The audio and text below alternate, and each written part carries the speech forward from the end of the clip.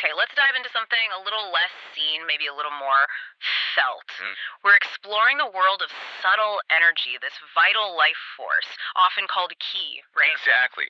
And for centuries, people have really understood this energy best in, well, natural settings. Yeah, like the calm you feel in a forest, or the groundedness of mountains, the flow of water. All linked, supposedly, to the Earth's own rhythms and, crucially, its magnetic fields. But here's the twist. We're looking at excerpts today from Magnetic Alchemy, Transmuting Urban Chi and the Psychic Grid. Fascinating title. It is, and it asks, what happens when we shift from nature into the city? Right, into Yeah. these synthetic environments, concrete, steel, tech, everywhere. And according to this source, that shift creates a kind of an undeniable energetic turmoil. Turmoil, yeah, that's a strong word. So our mission today is to deep dive into a pretty surprising idea from the text. Could using naturally magnetic materials actually help transform that urban energetic chaos? Transform it, not just block it. Exactly. Let's unpack this.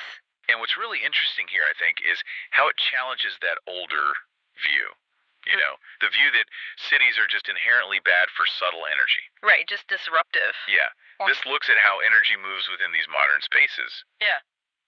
And it even connects it to bigger ideas like the psychic grid. The psychic grid. Okay, we'll get to that. It's about finding potential harmony, maybe, even within all this complexity we've built. Okay.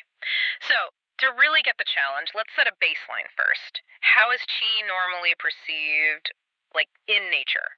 Well, the source describes ki as, vital energy, life force, breath, this dynamic flow through everything. And in nature, it's harmonious, right? Yeah. Influenced by geology, water, sun, moon. And the Earth's geomagnetic field, that's key. Think about that feeling you get walking in a forest. The source suggests that's like vibrant, organic ki. Yeah, and it helps your own system, your subtle body, chakras, meridians, or whatever you call it. It helps it resonate, find balance, promotes calm. And water carries and purifies ki, mountains ground it, that kind of thing. Exactly. That natural flow is seen as really key for our own energetic balance, the ideal state, basically. Okay, ideal state, nature. Now, the shift. This is where it gets really interesting, like you said.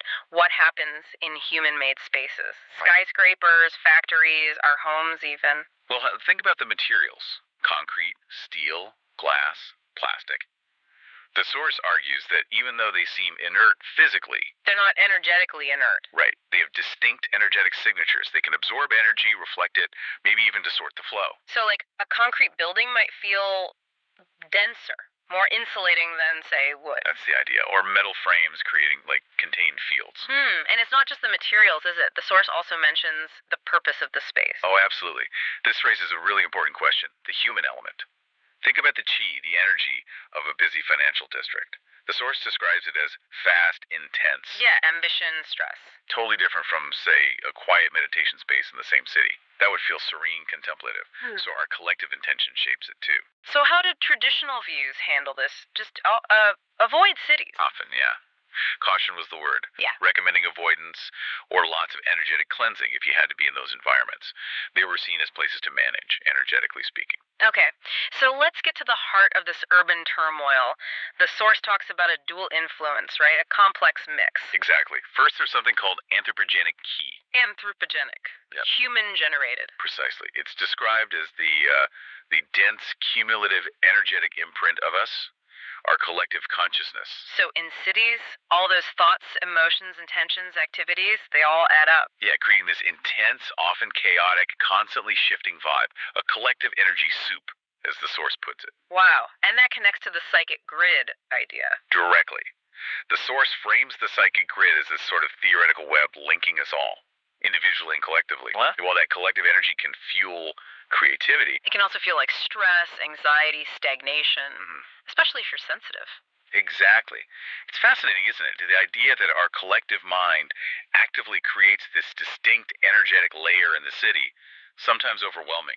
Okay, so that's one part. What's the second influence? The other big one is EMF, pervasive electromagnetic fields. Ah, right. Cell towers, Wi-Fi, power lines, all our gadgets. It's everywhere. The source calls it an ocean of artificial radiation. And from that traditional energetic standpoint, this isn't just background noise? No, it's seen as energetic pollution. or static, something that can disrupt the subtle body's own coherence, its natural frequencies. So concerns like messing with our cells, disrupting sleep, causing fatigue. Those are the kinds of concerns highlighted, yeah. Yeah. A general sense of energetic dysregulation. And contained spaces can concentrate this stuff. You mentioned a mobile unit example from the source. Yeah, like a metal shell creating an enclosed electromagnetic bubble almost. It shows how the structure itself modifies how these fields interact inside. Okay, so we have this complex, messy, often dissonant energy field in cities. Anthropogenic chi plus EMF. How does anything navigate that? Well, this is where the source introduces the really interesting bit. Naturally magnetic materials Yeah. as potential agents of change. Agents of change, not just blockers. Right. They're presented as these fascinating players that can actively interact with and even shape these subtle energy fields we've been talking about. Okay, how? What are their properties? Well, obviously their intrinsic magnetism is key, but also their resonance with the Earth's own geomagnetic field, that ancient organizing force. And they have polarity, right? Positive, negative. Exactly, which allows them to act like subtle, energetic architects. They can attract or repel, energize or calm, bring a kind of dynamic balance. So what are the mechanisms? How do they supposedly do this? The source lists a few things. First, they act as energetic focal points, like little magnets for chi, attracting and guiding the flow, Yeah. maybe concentrating good vibe. Okay, focus points. What else? Second, that polarity helps balance opposing forces. So in a chaotic mix, they aim to restore equilibrium, harmonize discordant frequencies from the EMF and human stress. Weaponizing the noise? Third, they're seen as imposing a kind of order on diffuse energy, like an energetic organizer, bringing clarity and stability. Interesting. And grounding, too. And fourth, yes, grounding, connecting those potentially heightened energies from urban life or tech back to a stable foundation, helping prevent that feeling of being overwhelmed. So they're not passive, they're actively transforming the space. That's the idea, turning spaces into dynamically influenced energetic chambers, potentially. Which brings us to maybe the most profound idea in the source. Not just managing the chaos, but transmutation. Exactly. This is the real paradigm shift it proposes. It's saying we don't just have to endure the challenging frequencies, the EMFs, the dense human energy. But that they can be actively leveraged, Yeah. transformed. This is the energetic alchemy concept applied to cities. So the turmoil, the chaos, it becomes raw material for something better. That's a hypothesis. It can become raw material for a higher energetic expression. Let's go back to that mobile unit example. A contained synthetic space, bathed in city energy. Right. The source talks about using strategic combinations of minerals inside magnetic ones, conductive ones. Acting like a filter. Or a reactor? Kind of both. Like a sophisticated energetic filter and reactor. Maybe high vibration minerals add a charge, while grounding ones absorb and repattern the chaos. And the magnetic materials are key in this. They play a pivotal role, according to the text, bringing coherence and direction to all that ambient energetic noise. How? Does the magnetic field itself do something? The theory is that its magnetic field imposes an ordering principle on those diffuse EMF frequencies. It organizes the static into a more structured, maybe even usable flow. Okay, this is critical. It's not just shielding.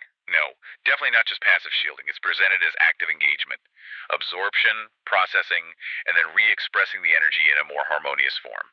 Wow. Okay, so let's pull this all together. What does this actually mean? For you listening, navigating your own day. The implications seem huge. They are potentially far-reaching, according to the source. For our own subtle body, it suggests maybe we can adapt, evolve even. How so? By consciously designing our environments using these principles, maybe we build greater energetic resilience. We get better at handling modern energetic demands. And what about interacting with that collective psychic grid? Well, if you can engage with and transmute the urban noise instead of just being battered by it, the source suggests it could lead to a deeper connection. Less filtered, maybe? A deeper connection to the city's consciousness. Potentially. And the source hints at possible results. Maybe new forms of intuition or a stronger empathy for that collective experience.